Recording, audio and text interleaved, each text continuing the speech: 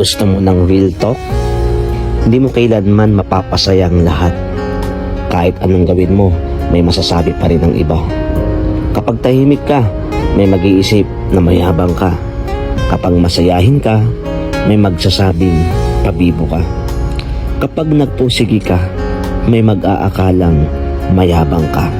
Kaya bakit mo uubusin ang oras mo sa pagpapatunay sa kanila?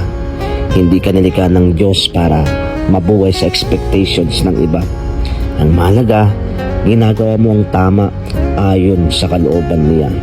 Tandaan mo, pleasing others is exhausting, but pleasing God is fulfilling. Kaya kung may isang opinion kang dapat pakinggan, opinion ni Lord yun.